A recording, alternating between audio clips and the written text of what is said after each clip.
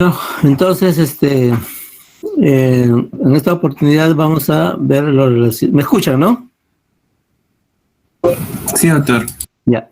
En esta oportunidad vamos a ver lo relacionado a tumores benignos, mejor dicho, tumores periféricos. Entre estos vamos a encontrar tumores benignos, premalignos y tumores malignos en sí.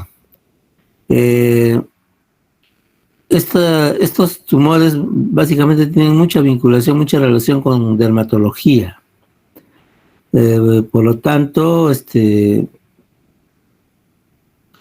importante, lo más, digamos, saltante o resaltante en este caso, en cuanto a los métodos semiológicos para el diagnóstico de tumores, va a estar la inspección y la palpación.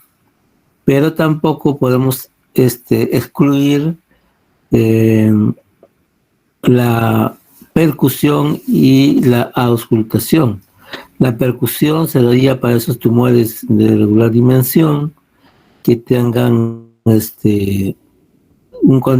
saber más o menos el contenido, si es un contenido sólido, un contenido líquido o hasta aéreo.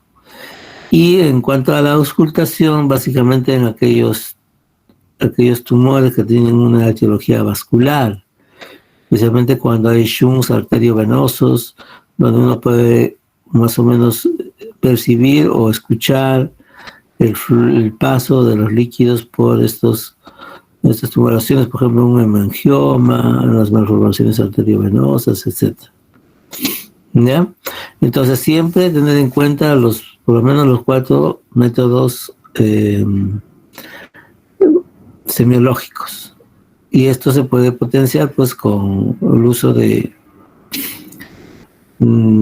Doppler en el caso de los hemangiomas o las malformaciones arteriovenosas, etc. O incluso la presencia de fístulas o hematomas también, incluso puede aparecer una tumoración que para esto, para el diagnóstico, pues vamos a requerir hacer una buena anamnesis también. Entonces todo eso nos va a llevar a hacer un diagnóstico más o menos aproximado, pero el diagnóstico definitivo en cuanto a los tumores benignos, malignos, etcétera, es histopatológico siempre. Por eso no sé si últimamente en esta controversia política que ha habido, el ministro de Salud anterior en su publicidad aseguraba que podía hacer el diagnóstico con una colposcopía. Es un diagnóstico aproximado, pero no es un diagnóstico definitivo. Lo definitivo solamente es mediante el estudio histopatológico. ¿Ya? No sé si tienen alguna pregunta hasta el momento.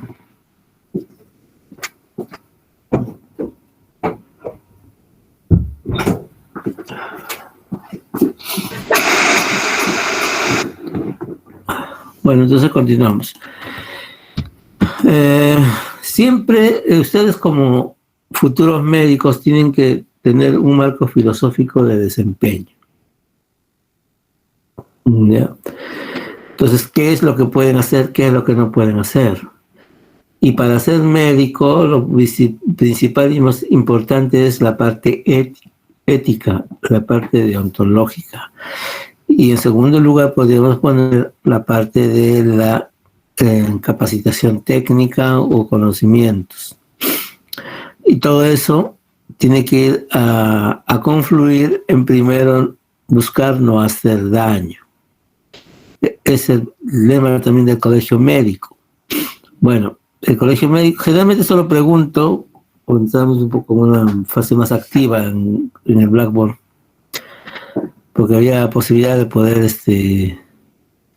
ver a los alumnos y tomar sus nombres. Después de repente me pasan la lista de los presentes, porque hasta el momento había solamente 26, creo.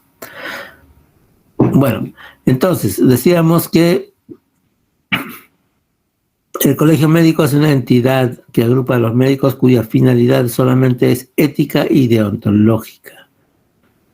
Diríamos que es una institución creada por ley que hace la veces de intermediación entre los médicos y la nación o la sociedad. ¿Por qué? Porque tienen que velar. El colegio médico vela porque todos sus miembros se desenvuelvan dentro de los marcos éticos y deontológicos que buscan simple y llanamente hacer bien las cosas, no hacer daño. El lema del colegio médico es primum non nocere, que es no hacer daño, y vela para que todos los médicos nos comportemos dentro de el código de ética del colegio médico, ¿ya? En el caso de cirugía plástica, a veces el límite entre lo ético y lo comercial a veces es muy tenue. Porque, por ejemplo, una de las normas o reglas es que el cirujano plástico no debe inducir cirugías estéticas. Por ejemplo, si digamos que una paciente acude al consultorio para una cirugía de tipo reconstructivo, entonces no le puedo decir de mama, por ejemplo, ¿no? Una reconstrucción de mama, pues mastectomía. Claro, uno busca que esa mama reconstruida pues, tenga las características similares a la del otro lado, pero no le puedo inducir, por ejemplo, decir ¿por qué no se opera el abdomen para hacer una lipoescultura, o operarle la nariz, o operarle las arrugas, etcétera? Eso es inducir cirugías y eso está éticamente prohibido. Entonces, en cirugía plástica también siempre procuramos ir para solucionar los problemas de soluciones más simples a las más complejas, en escalera. Aunque hay otras actitudes también llamadas en ascensor, y últimamente hay otro que le dicen con el sentido de brújula. En el planteamiento de soluciones reconstructivos que van en escalera sería, pues primero se puede hacer, por ejemplo, una cobertura con un injerto simple, de piel parcial o de piel total, o hacer un colgajo, hasta poder llegar a un colgajo libre, etcétera, o el uso de células mesenquimales también. Como le decía a mi grupo, la cirugía plástica básicamente tiene dos tipos de actividades. Diríamos que se reducen a dos tipos las actividades que hace cirugía plástica. Primero son el uso de tejidos y células, y el otro de utilización de colgajos de diferentes tipos, desde un colgajo simple, local, regional, de etiología, por ejemplo, que esté compuesto solamente de celular subcutáneo y piel. Puede ser un colgajo musculocutáneo, etcétera, o fasciocutáneo, o también hasta un osteomúsculo cutáneo cuando se trata de ella. Por ejemplo, para reconstruir la mandíbula se necesita tomar un segmento de la fíbula, incluido músculo, piel, etcétera. Entonces, las soluciones más en escalera sería así gradualmente el planteamiento de soluciones, pero en el del ascensor directamente va a lo, de repente lo último que podríamos hacerse, ¿no? En cuanto al manejo de tipo escalera, y el de la brújula, más o menos es compatibilizar el planteamiento quirúrgico con los deseos y la aceptación del paciente. Entonces se le plantean todas las posibilidades y el paciente finalmente decide con un consentimiento informado previo. Dicho sea de paso, el consentimiento informado tiene que hacerse siempre en todos los pacientes. La finalidad también de la cirugía plástica, en nuestro caso, es dejar la menor secuela posible, siempre teniendo en cuenta que la belleza sería la cosa más simple de la naturaleza y teniendo en cuenta siempre el ecosistema. Dejar la menor huella posible en nuestro discurrir por este planeta. Bueno, yendo de lleno ya a la parte de tumores, vamos a ver que en cuanto a tumores periféricos podemos hallar tumores benignos y tumores malignos. Entonces, los tumores cutáneos benignos, los más, digamos, comunes, frecuentes, son los este tipo de tumores verrucosos, las verrugas seborreicas. Primero vamos a ver los tumores epidérmicos, o sea que se localizan básicamente en la epidermis. ¿Ya? Y entre estas tenemos las verrugas seborreicas, que como ustedes notan, está caracterizado por lesiones verrucosas y que están conjuntamente acompañados de queratosis, ¿no? Miren acá esas manchas de queratosis, esas lesiones medias pues, un poco pálidas, blanquecinas, que resaltan sobre este fondo oscuro, ¿no? Esa es la hiperkeratosis. El color, como ustedes también notan, ven, se puede variar desde un pardo oscuro hasta un pardo claro o gris, y pueden ser simples o conglomerados, como en este caso. Lo típico es que no hay, pues, en los bordes infiltración o algo parecido, ¿no? Una vista más próxima, ustedes ven la nitidez de los bordes, aunque la superficie es rugosa, irregular, y está presente con la hiperkeratosis también. Igual, el nervio epidérmico verrucoso es también una lesión es igual, similares a las anteriores, sino que discurren siguiendo las líneas de Blaschko. Esa es su característica, o las metámeras, podríamos decir, ¿no? Existe el nervio epidérmico verrucoso, inflamatorio lineal también llamado, y se presenta, como ustedes notan, en zonas del muslo, de la zona periartificial, como en este caso del glúteo, ¿ya? ¿Y qué es lo característico de esta lesión? Es que presenta, como ustedes notan, zonas de eritema, ya zonas pustulosas, como estos puntos blanquitos que ven acá, son áreas de pus, y en algunas zonas áreas de tipo gangrena, o puede estar reemplazada por una costra. O sea, en este caso ya hay una úlcera. Acá también otra zona de pústula. Una vista más próxima, ven las lesiones eritematosas, ¿no? Las pústulas, y también algunas zonas de descamación, como ustedes notan, no tienen una causa específica tampoco, y áreas de necrosis o de gangrena.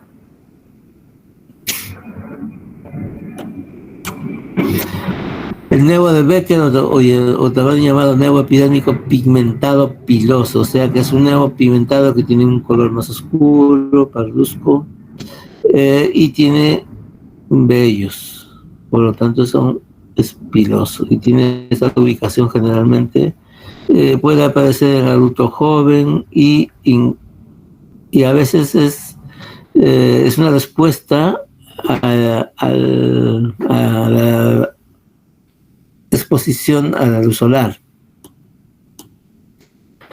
Existe una tumoración nodular, que es el acantomas de células claras. No tienen una causa específica de presentación, pero es una tumoración, como ustedes ven, redondeado, ¿ya? Y puede ir de un color rosado, también en algunos casos puede ser más parduzco, como vamos a ver después. Puede confundirse con un granuloma también piógeno, entonces acá lo que manda es el estudio histopatológico. El queratoacantoma, una tumoración que está relacionado con la radiación solar, básicamente, la radiación ultravioleta. Como ustedes notan, es una tumoración también de características benignas, con bordes redondeados, no hay signo de infiltración regulares, pero lo que sí característica es esta zona umbilicada en la parte central, que está cubierto de queratina. Estas lesiones algunos lo consideran premaligno, porque puede degenerar un vaso celular, pero para algunos puede desaparecer espontáneamente. Entonces, podríamos ponerlo como una lesión premaligna. Es el mismo que el tracantoma, pero en este caso ya está fisurado, y está fisurado por la presencia de factores mecánicos, como por ejemplo en este caso, digamos, los brazos de lente de las gafas. Entonces se presionan en esta parte, como la ubicación también está detrás de la oreja, en este caso, da este aspecto, ¿no?, de fisura, y es por la presencia de la parte de las gafas, ¿no? Miren el brazo, y esto de acá es la que causa la fisura, por lo tanto se le conoce como acantoma fisurado. Tiene, como les repito, relación con factores mecánicos. También vamos a encontrar a nivel de la piel lesiones, como en este caso se trata de un quiste epidermoide. Es un nódulo subcutáneo básicamente. Noten cómo ha crecido en este caso en el pabellón de la oreja. Esa piel bien delgada y el aspecto nodular con superficie lisa, uniforme. Lo característico de este es el contenido, tiene un sebo típico en cuanto a su olor, ¿ya?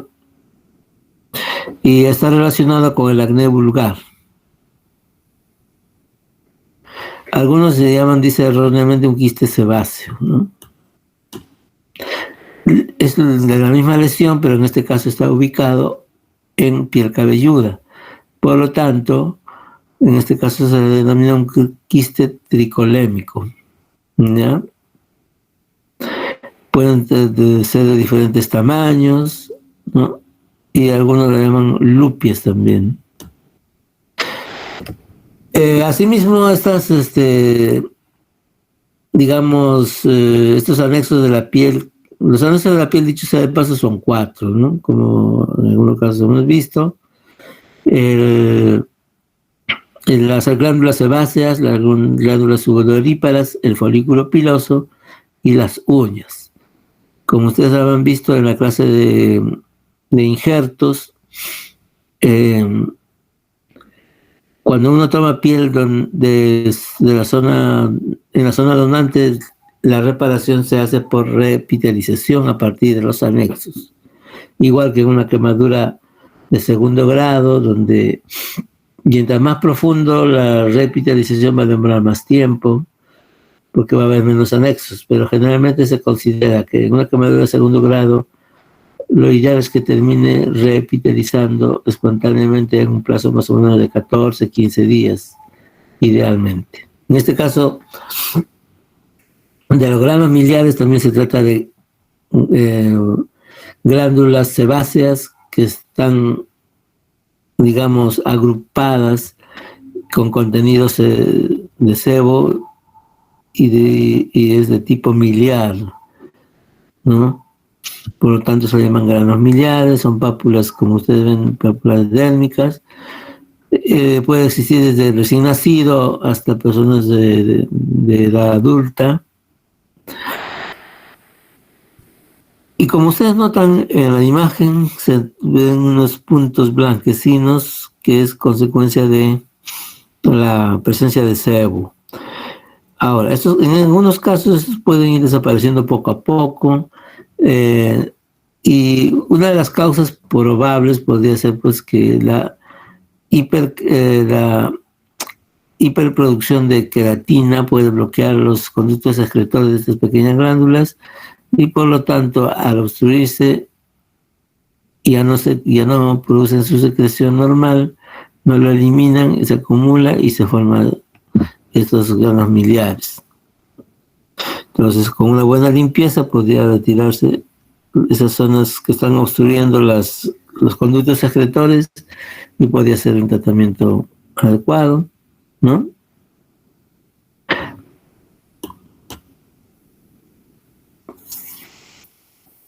También podemos encontrar los tricoepiteliomas. Como ustedes ven, son tumoraciones dérmicas de tipo pápulas, ¿no? Que generalmente se ubican en estas zonas como la nariz, en las zonas de la frente, la mejilla o incluso también en el mentón. Y aparecen a partir de la infancia o la adolescencia. Sus dimensiones pueden variar de 2 a 5 milímetros y tienen ese aspecto, pues, ¿no?, de color blanquecino o rosáceo.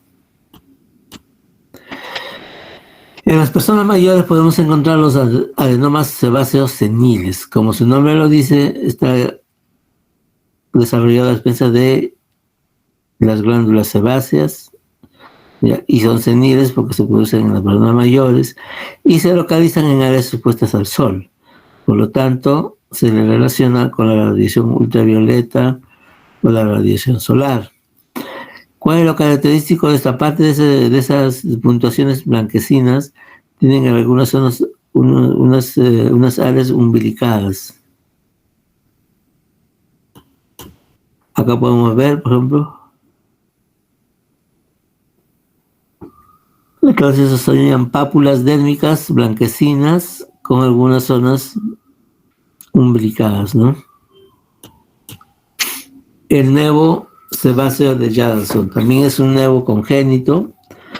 Es frecuente, aparece generalmente en piel cabelluda, y cuando el niño está, o la persona o el paciente está pequeño, tiene más o menos esta característica, medio entre naranja y rosa, ¿ya?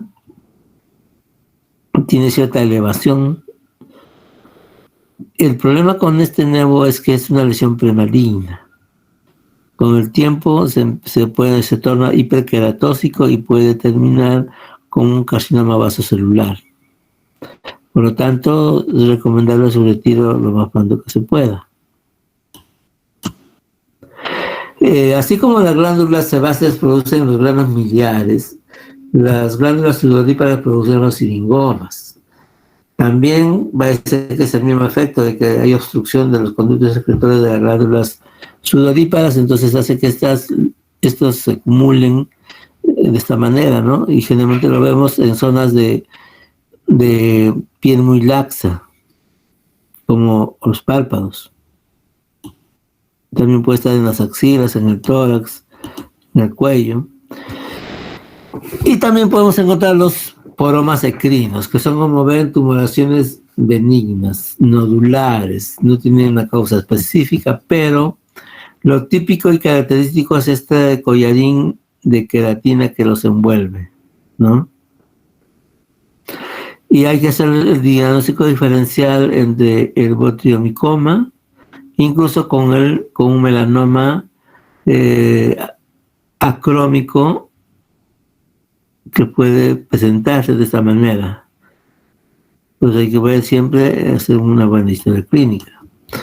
Otra vista más próxima, ustedes notan acá la queratina, como un collar lo envuelve, igualmente acá.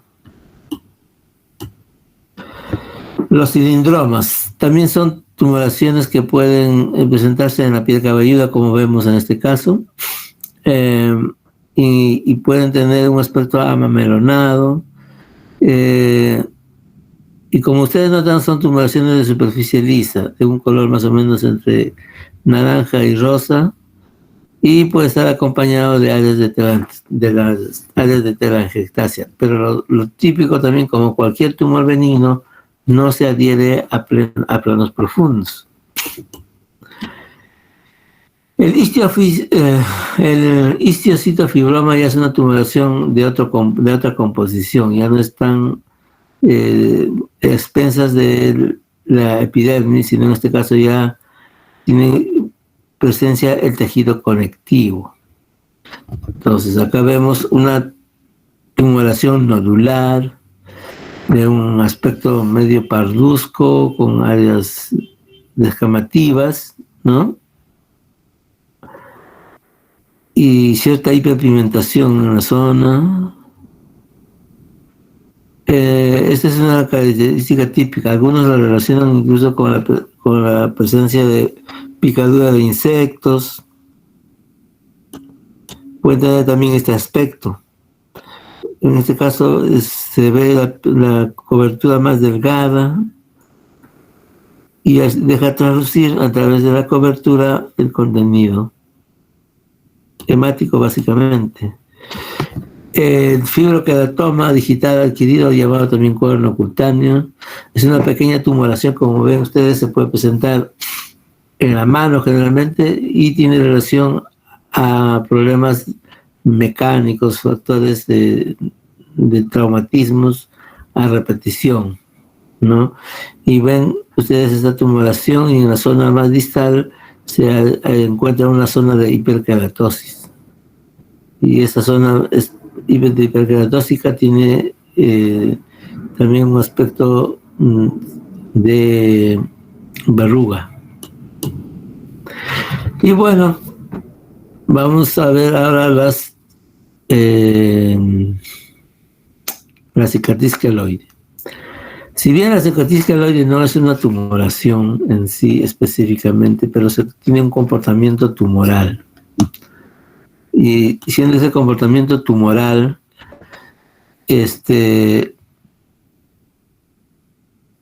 va a tener ese tipo de evolución. Entonces, para despertarnos un poco, vamos a preguntar algunas cosas. Por ejemplo, a ver, Gema Muñoz. ¿Tienes más o menos idea de cuántos estadios tiene la cicatriz queloide?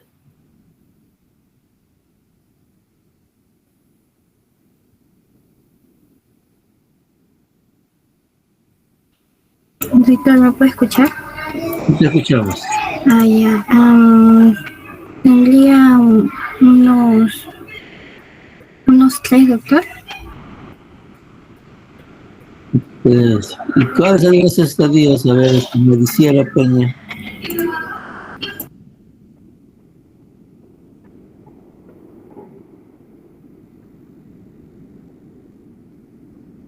¿Está Maricielo?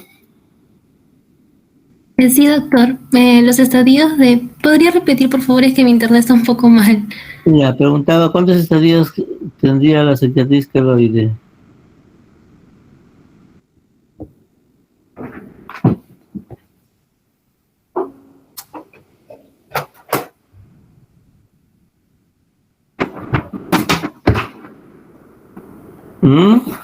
¿Recuerdan o no recuerdan? A ver, Daniel Munaico, ayuda a tus compañeras. 3, doctor. 3, ¿cuáles serían?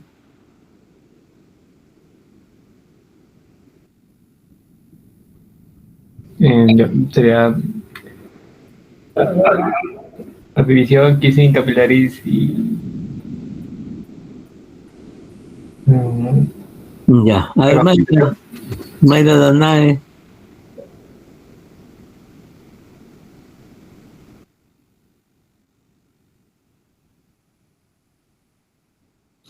Eso deberían haber avisado en la clase de cicatrización. ¿Mayra está con nosotros?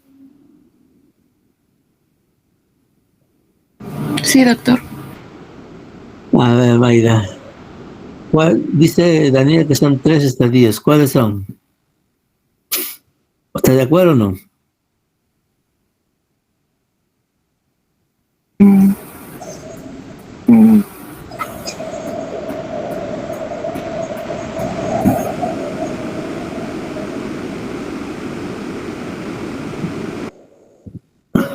Leonidas.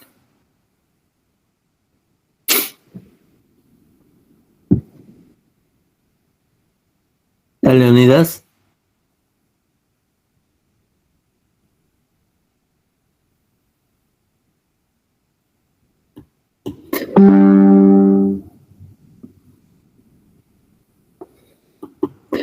Bueno, pues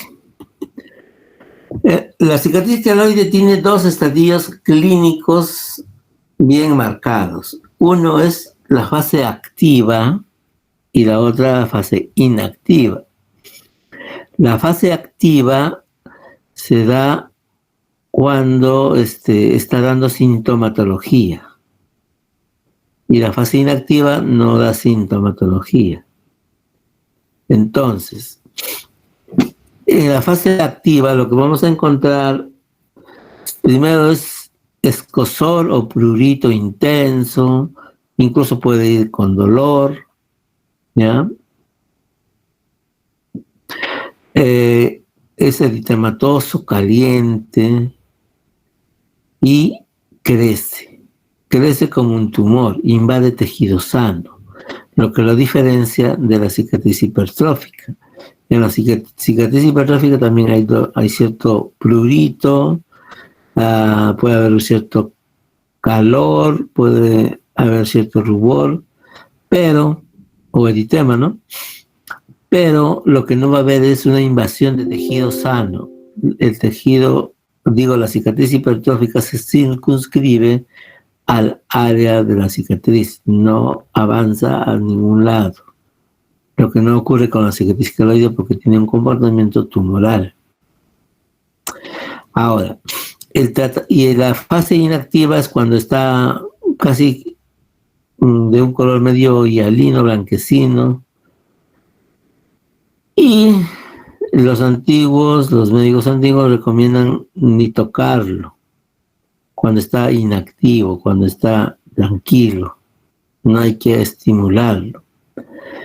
Donde sí o sí tiene necesidad de tratarse es en la fase activa, porque le va a causar incomodidad al paciente, le va a causar molestias y va a ir creciendo esta cicatriz y puede invadir tejidos y áreas que pueden causar limitación funcional en el paciente.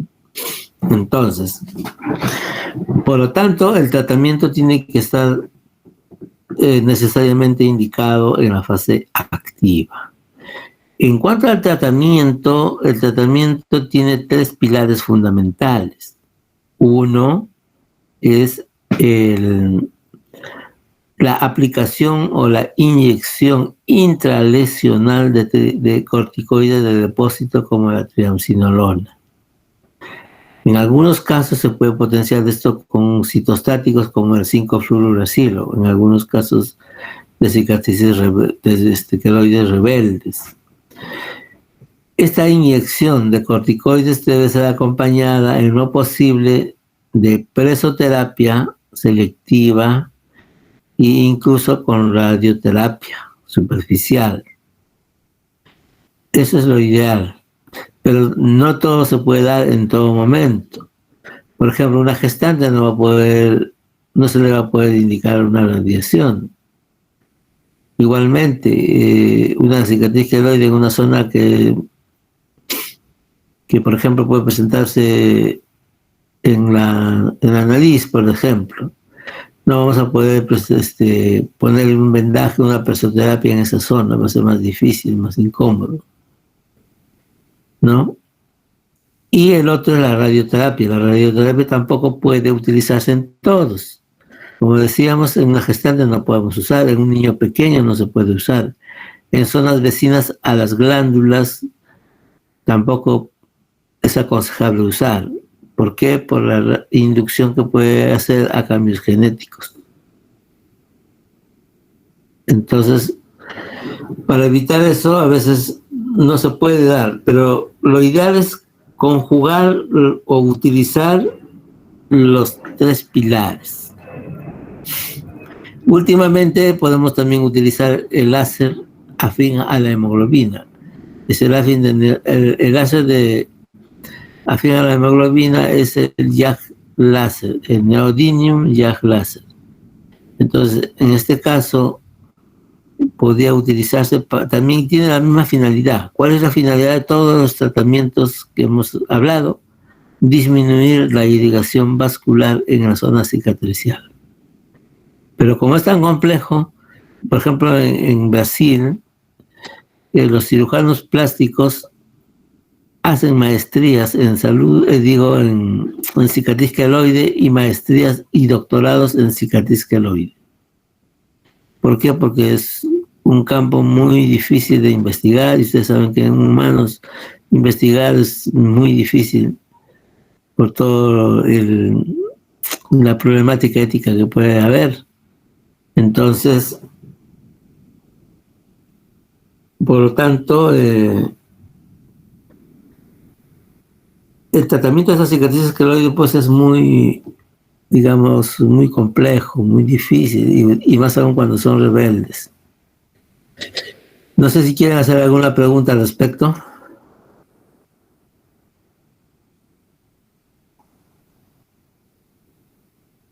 Si no, preguntan, no voy a saber si están entendiendo. Pero bueno, entonces, en cuanto a la cicatriz queloide, el tratamiento sí o sí tiene que darse en la fase activa. En la fase inactiva no es imprescindible, salvo que produzca limitación funcional, en cuyo caso sí estaría, digamos, indicado un tratamiento.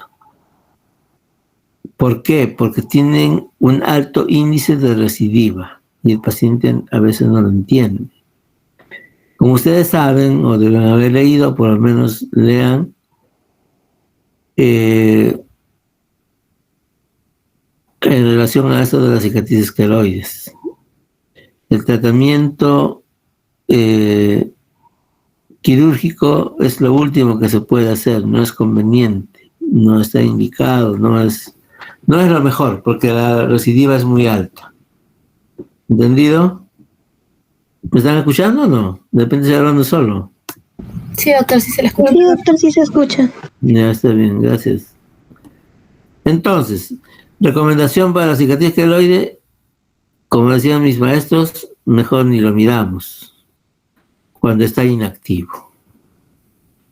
Y si hay que retirarlo, hay que advertirle al paciente que tiene una alta posibilidad de recidiva.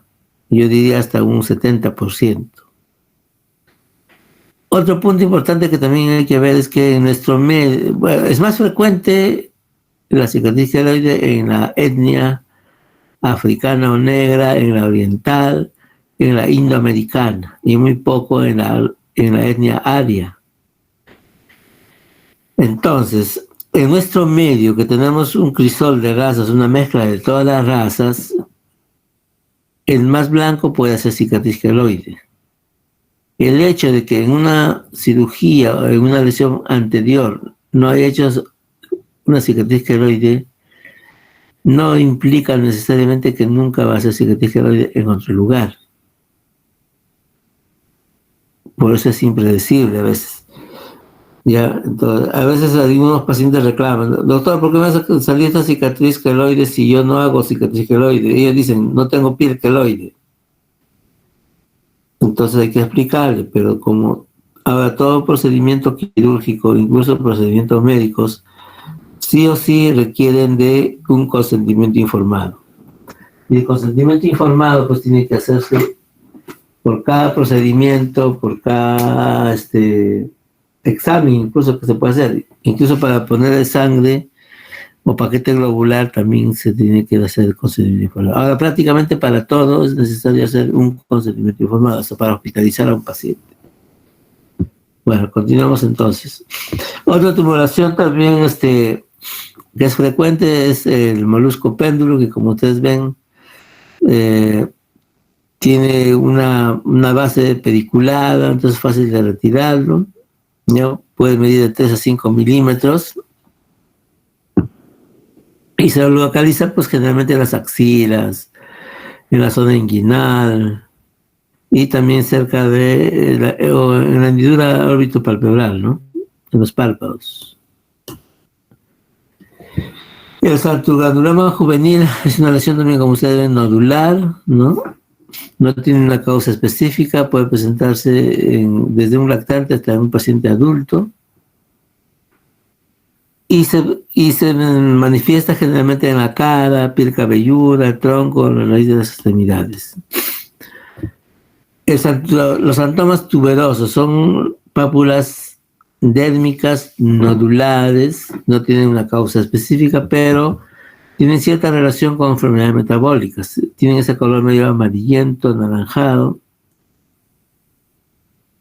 y se localizan pues en las zonas de las flexuras, del codo, de la rodilla, en las nalgas también, y pueden tener incluso este aspecto de un conglomerado.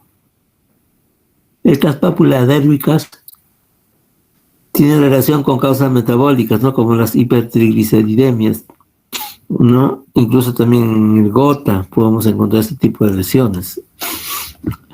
Los antelasmas son depósitos de colesterol, especialmente en tejidos blandos, laxos, como los párpados, y tienen ese aspecto medio amarillo oscuro, medio naranja, medio parduzco.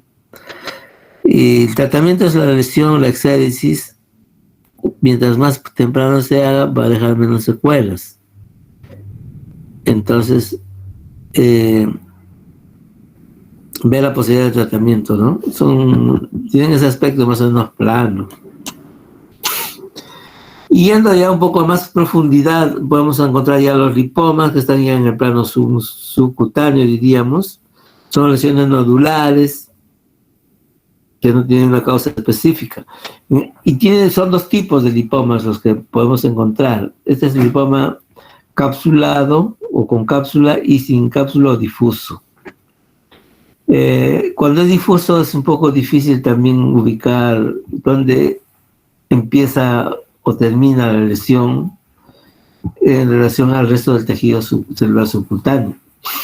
Pero cuando está encapsulado tiene ese aspecto más o menos nodular, como ustedes están viendo. Ahora, el tratamiento en estos casos también es quirúrgico y consiste en una excisión. Eso implica que va a quedar una cicatriz, pero hay algunas personas que no quieren cicatriz y que a veces solicitan que se le haga una liposucción, porque como su contenido es graso,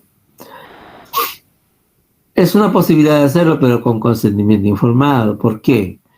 Porque ya ese tejido no va a poder ser sometido a un examen histopatológico, por lo menos lo reglado, en cuanto a lo reglado.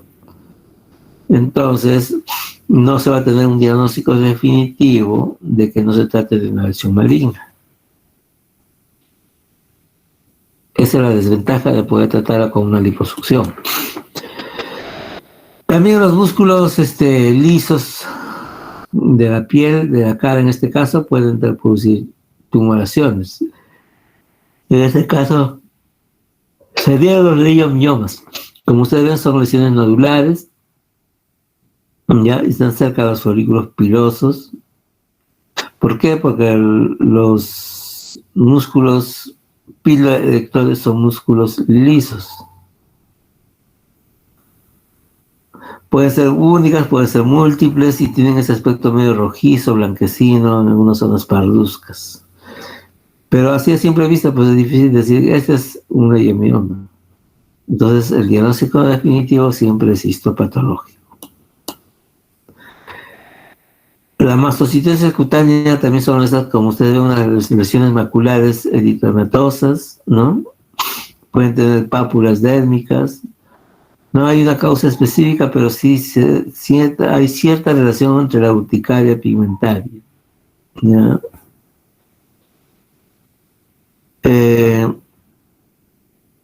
Y a veces también se relaciona mucho al rascado que se hace por frotamiento excesivo, por el prurito que puede haber. Otra lesión más circunscrita de un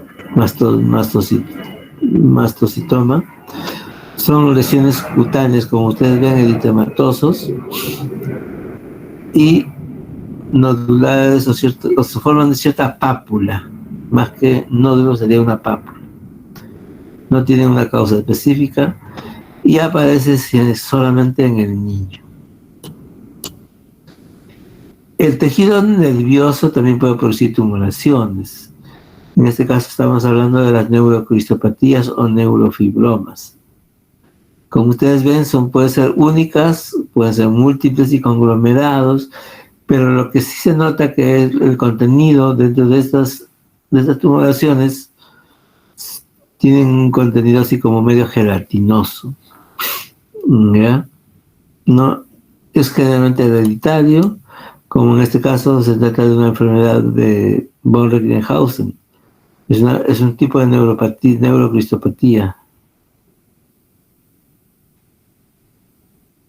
Y lo típico, pues, es aparte de esas tumoraciones, es este color típico de la enfermedad de von Recklinghausen, que es las manchas color café, como acá. Otra paciente con una tumoración a expensas del tejido nervioso, o sea, una neurocrisopatía, cerca a la hendidura palpebral derecha. También puede tener este aspecto, las neurocristopatías. Por ejemplo, en este caso se trata de la esclerosis tuberosa de Bournonville, ¿no? Como ustedes notan, son lesiones nodulares múltiples en la cara de este niño. Pueden ser estas lesiones únicas o asociadas. Y también pueden ir acompañados con angiofibromas. Por ejemplo, acá son lesiones ya muy pigmentadas y está rodeado de metastásis finas.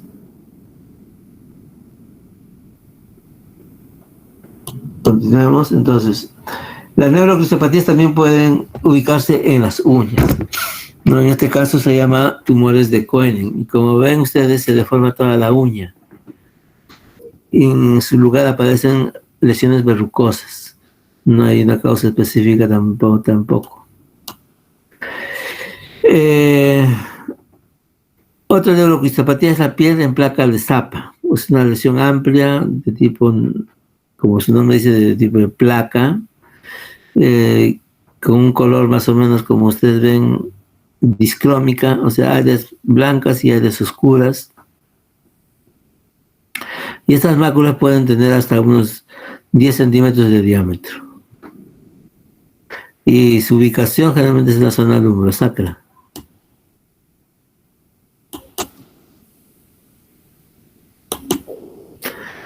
También podemos encontrar tumoraciones a expensas del tejido vascular. En este caso, estamos hablando de los angiomas. Acá tenemos el esquema de un angioma que parece una estrella, por eso es su nombre de estrellado. Ya, la característica principal de estas lesiones es que cuando uno hace la presión o la vitropresión, automáticamente esa zona se queda pálida. Saca uno el dedo y otra vez se llena. Entonces esa sería una razón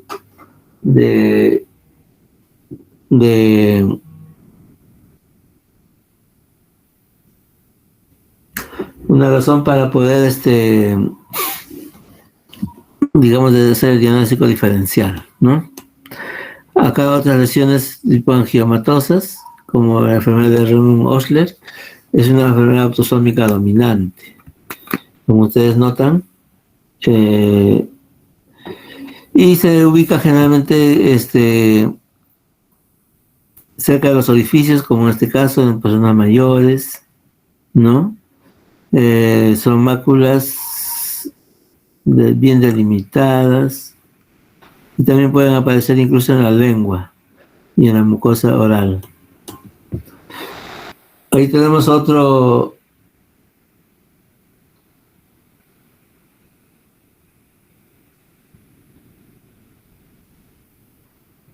Un momento.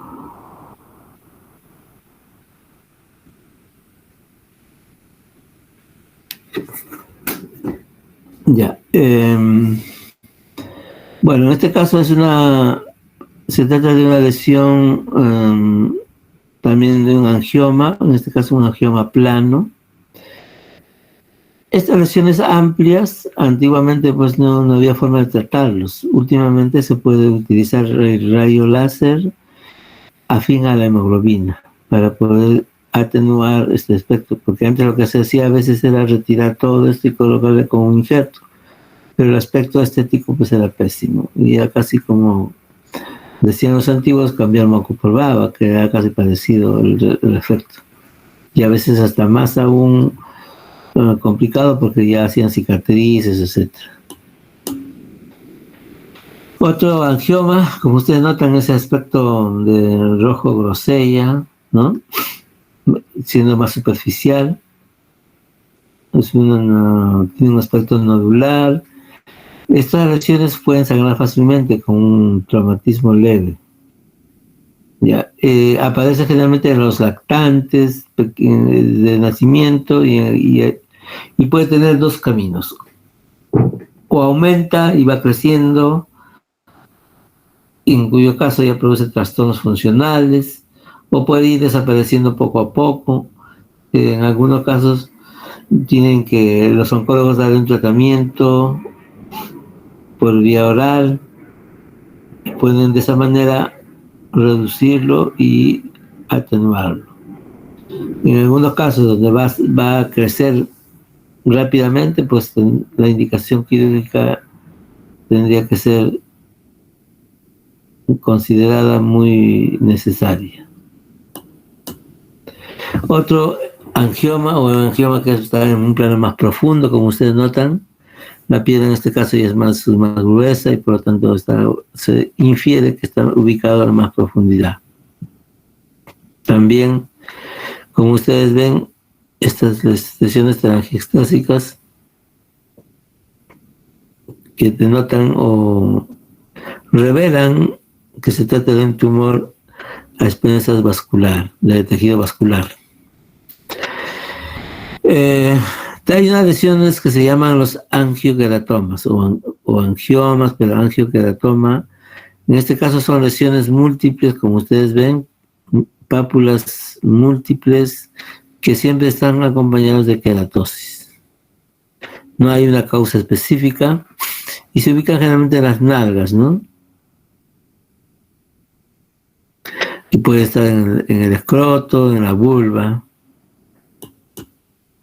Y el tumor glómico. Es otro tipo de angioma nodular que tiene mucha relación con factores traumáticos. Estos son muy dolorosos al tacto y hay que operarlos por esa razón más que por otra cosa.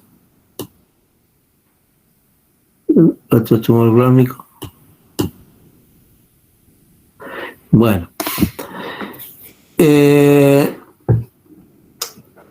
También podemos encontrar como una tumoración los granulomas piógenos, también llamados botriomicoma, que son, como ven, lesiones nodulares y relacionados con factores mecánicos, heridas postraumáticas o incluso postinfecciosas. A ver, vamos a despertarnos un rato.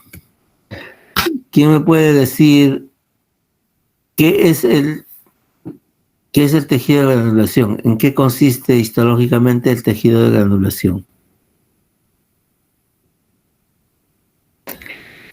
A ver, Liliana Irok. Sí, doctor. Sí, la pregunta, ¿entendiste la pregunta? No, doctor, ¿podría repetirla, por favor? Ya. ¿Qué es el tejido de granulación? Se supone que se ha visto en la primera clase. Sí, doctor, es un tejido fibroso que contiene, me parece, fibroblastos, contiene elastina. Me parece que es un tejido que se produce cuando más o menos está un proceso de antes de la cicatrización. Natalie. Sí, doctor. Nicole. Doctor, no le escucho. ¿Qué es el tejido de granulación? Te escuchamos. Bueno, vendría a ser la frase proliferativa, si no me equivoco. Igual, como dijo mi compañera, acúmulo de fibroblastos, colágeno y ese tipo de cosas. Vendría a ser una transformación, ¿no?, del tejido fibroso, ya sea en una úlcera, en una herida. Bueno, básicamente es un tejido de granulación. Mejor dicho, básicamente el tejido de granulación es una proliferación vascular. Por lo tanto, un momentito, me están llamando insistentemente. ¿Aló? Sí, dígame. Doctor, buenas tardes. Estoy llamando del cuarto piso A de cirugía. En la mañana los médicos han hecho una curación a la señora de la cama 129D. La señora está sangrando, el sangrado no para, doctor, ya ha sido volvemos de dar esos todos en papalitos de sangre, ¿viste? Ya, vamos a ver ahí. Llamando a los que llamaron médicos, a los donde están teléfono, nadie contesta. Sí, ahora vamos a ver eso, ¿ya? Ya. Gracias.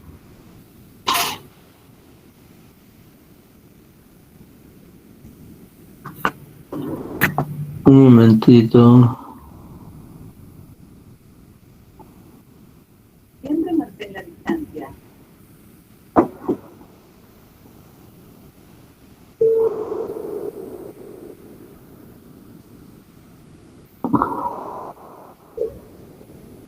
Jefe, Estoy en clase, dime.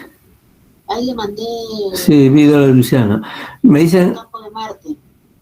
ya, me dicen ahorita, sí, pues me dicen ahorita de que están sanando una paciente que han curado en la mañana y no localizan a los médicos. Por favor, ubícalo pues y dile que vayan a ver. En el cuarto A. Cuarto A. Sí, Ya. Ahorita que está sangrando una paciente. sí, o sea, que han curado en la mañana. Ya, dile a Samir, o sea, ahí debe de localizar, pues, pero, ¿Quién está curando ese de trauma, doctor? sí, pues, pero Said pues, es el responsable. Ya. Ya. Bueno, hay un paciente que está sangrando, dice, en un piso. Bueno, seguimos entonces. Bueno, entonces decíamos que el tejido de granulación es simple y llanamente proliferación de vasos, es una neoformación vascular. Y esto es muy importante para nosotros, para ver el momento adecuado para hacer la cirugía reconstructiva. ¿Qué nos indica un tejido de granulación? En primer lugar, que la zona tiene buena vascularidad. Y al tener buena vascularidad, puede garantizar que los tejidos que se puedan colocar en esa zona van a ser viables, no se van a necrosar. Pero hay que hacer primero una buena limpieza. El tejido de granulación solamente nos sirve como una guía. Generalmente lo retiramos para hacer la limpieza quirúrgica previa a hacer un colgajo, previo a hacer un trasplante de piel, total o parcial, pero es, como repito, cuando hay problemas o alteraciones de la cicatrización, lo primero que hay es una ausencia o un tejido, digamos, de granulación muy escaso o no existe.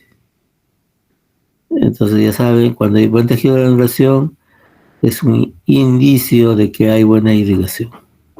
Ya es básicamente neoformación vascular. Bueno, también podemos encontrar en estos casos tumoraciones, llamamos angiomas seniles. Generalmente esto ocurre en los pacientes mayores. Se empiezan a presentar este tipo de lesiones y en algunas zonas con verrucosidades o hiperkeratosis, ¿ya?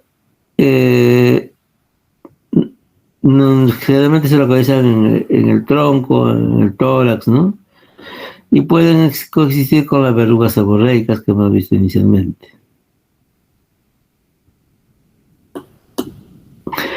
El tejido linfático también puede producir tumoraciones, como en este caso ya sería un linfangioma.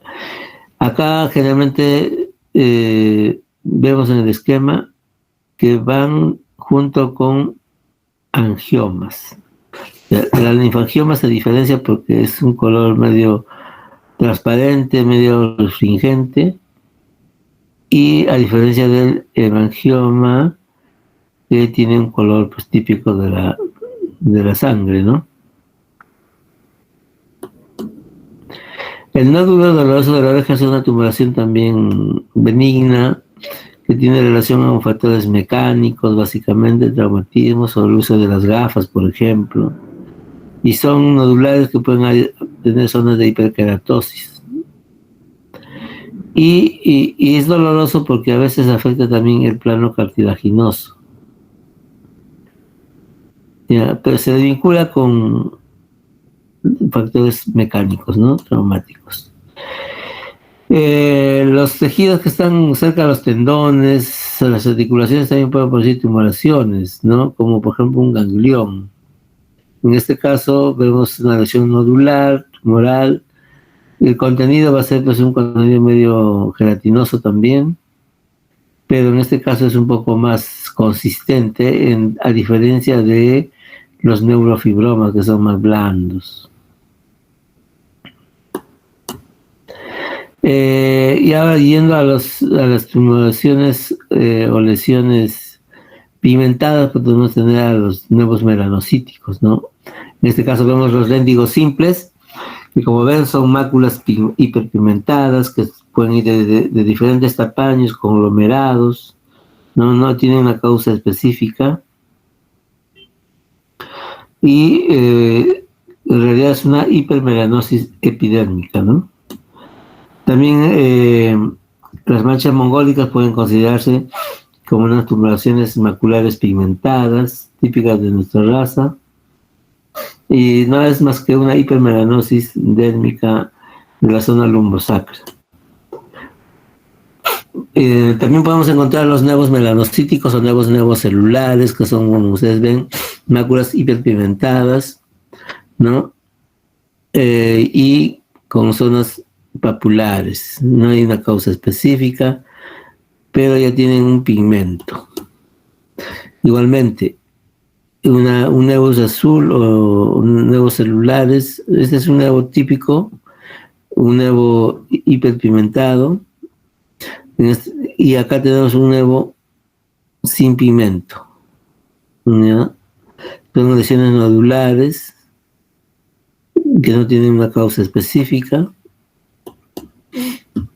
y ya uno que tiene además vellos y se le llama ya nevo melanocítico piloso, ¿no? Como ustedes ven, son lesiones maculares, nodulares, pigmentadas, y no tienen una causa específica, pues solamente que se diferencia de la anterior porque tiene folículo piloso.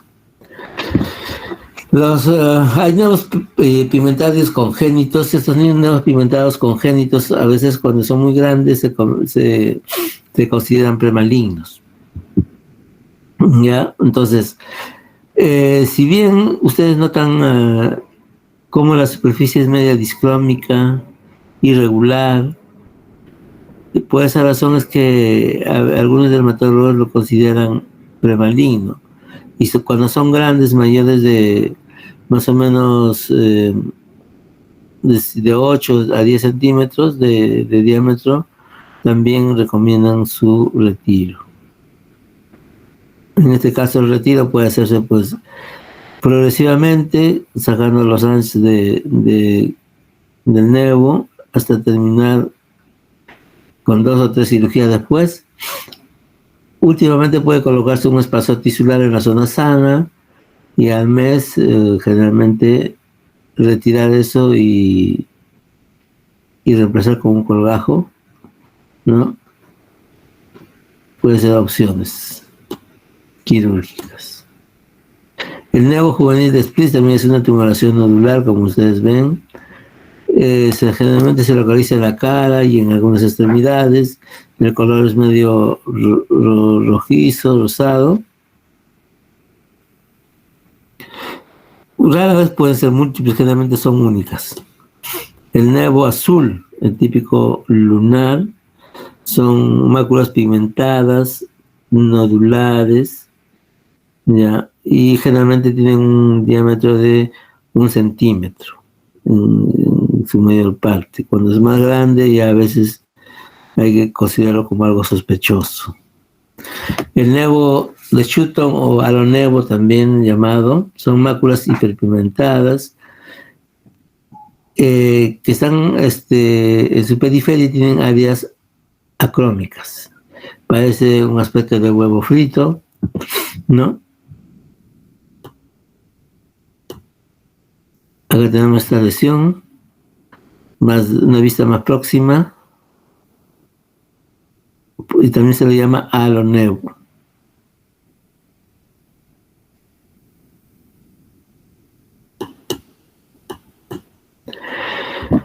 Pero estos nevos también pueden aparecer en el lecho ungueal. Cuando se presentan en estos casos pueden deformar las uñas, como vemos acá, ¿no? Son máculas hiperpigmentadas, no tienen una causa específica.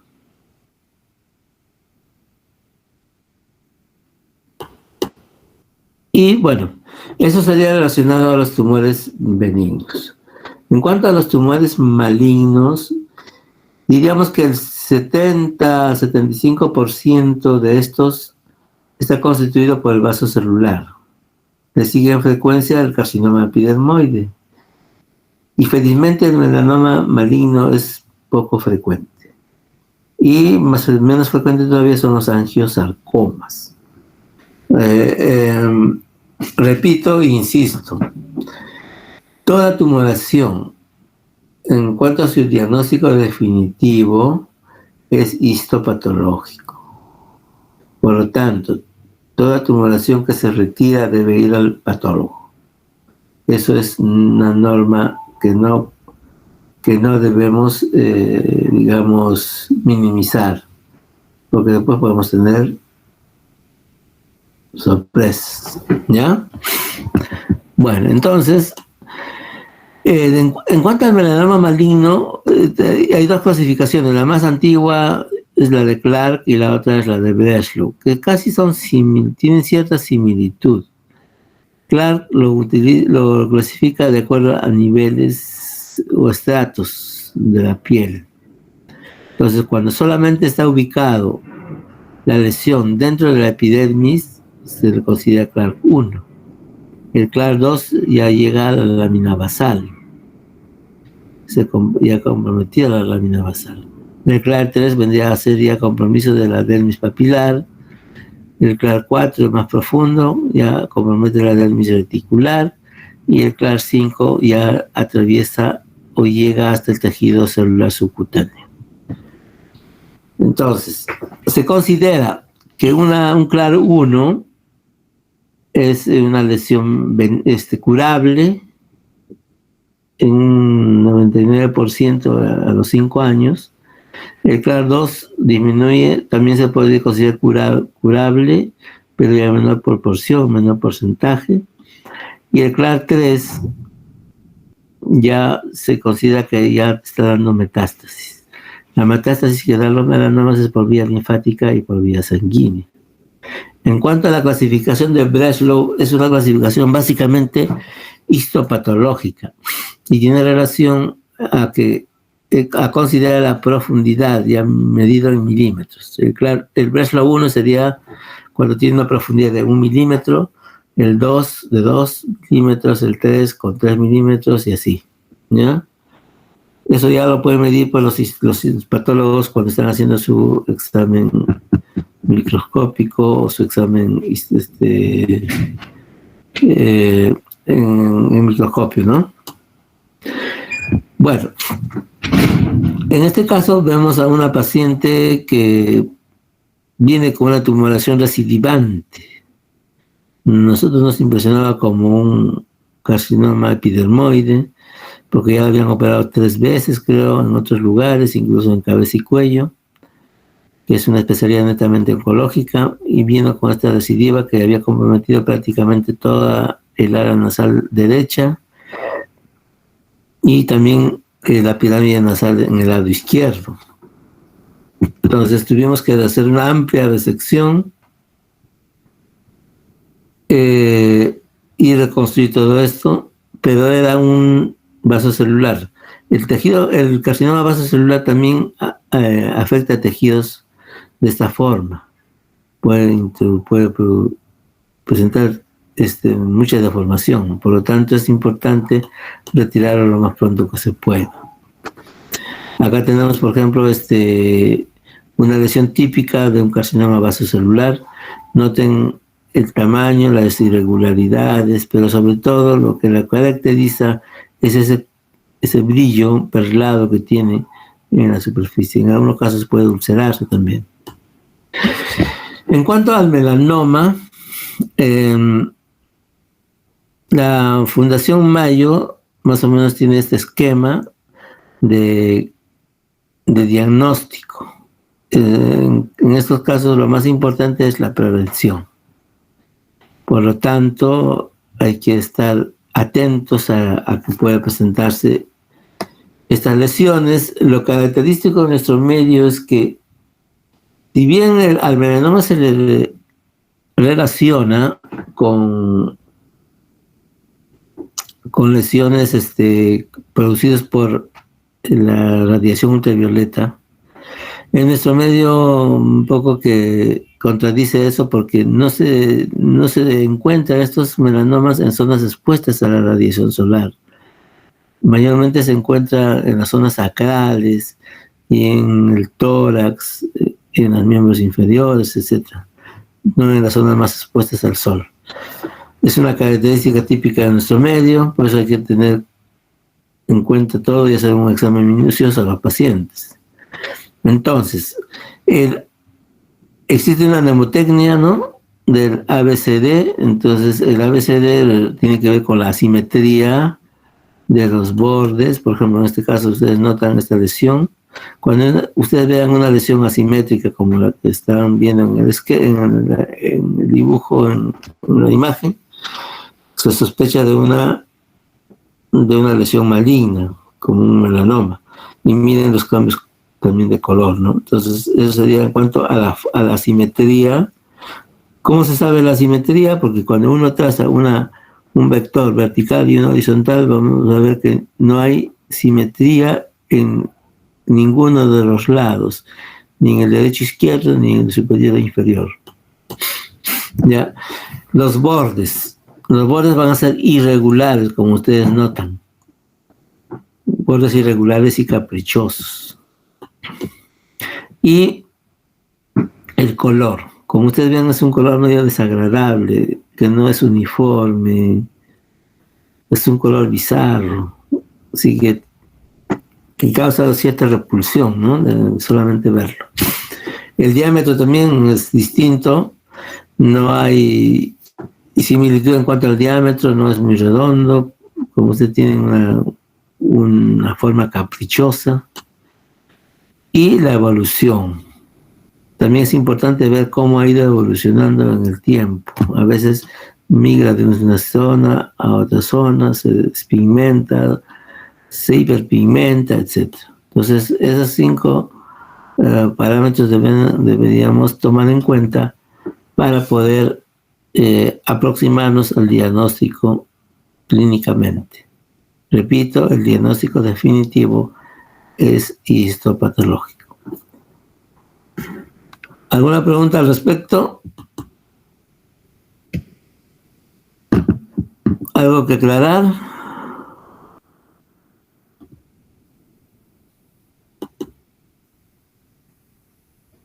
No, doctor. Bueno, pues entonces, si no hay más preguntas, ya daremos por ahorita la clase. Más bien, ¿cuántos somos en total? 26 o 28, ¿no? 28. 27 conmigo, 28. No sé, Kevin, si me puedes dar la relación de los que no están presentes. No sé cómo, no tengo una opción acá para poder ver la asistencia. No, doctor, ya tengo la lista ya, yo le voy a enviar. Ya, aunque ya lo vi acá. Ya lo encontré. A ver, déjame ver, vamos a llamar lista, ¿ya? A ver, Álvaro Paredes. ¿Está? Presente, doctor. Ya. Sigue Belinda. ¿Está presente? Sí, presente, doctor. Belinda Estrella. Brenda. Claudia Valeria. Presente, doctor. Daniel Marco. Presente, doctor. Fernanda Pilco. ¿Está Fernanda Pilco?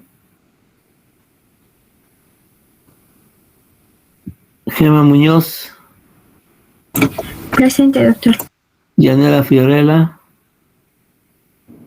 Presente, doctor. Jackie Porras. Presente, doctor. Javier Muñoz. Presente, doctor. Jesús Enrique Olivera. Presente, doctor. Catherine Nevado. ¿Está Catherine Nevado? Ya Fernanda Pico presente, Caterina Navarro también. Ya. Kevin está presente, Leonidas, David Porras. Sí, doctor. Buenas tardes. Hola. Viviana Irochia. Presente, doctor. Buenas tardes. Lucero Reyes. Buenas tardes, doctor. Presente. Luce Delmira. Presente, doctor. Luce Delmira. Madeleine Navarro.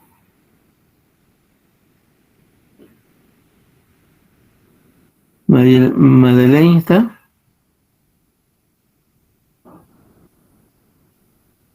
Maricielo Peña. Doctor.